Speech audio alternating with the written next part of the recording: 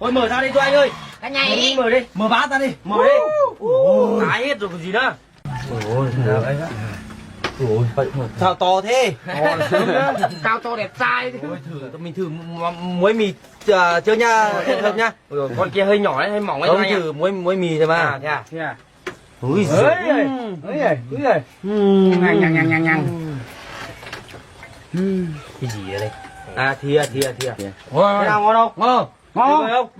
không? Đâu đếm hoặc là sơn về bên bọn tớ ta. Mua một con à? Rồi ôi mình thì con ôi. Ôi. Ôi. Trời ngọt thế. Cái này xuống rồi, cái này Mẹ hợp quá. với cho anh ạ. Ôi. Các bảo phát nó con bé này sao hợp với mình thế nhỉ? Mình thử nhân đã. Nhân nó như nào? Thôi mời tất cả mọi người nhá. Con sảy cho nó cảm giác. Xuống ấy. Xuống. Xuống cho anh. Ngon lắm.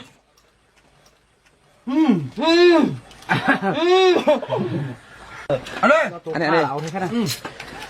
Ôi. Ôi giời nhảy ác đấy. Hãng mất nhiều không? Ăn một miếng mà cho gì này. Chưa đủ đúng không? Nhạc Ôi, có phải mít rồi. ôi khởi như thế.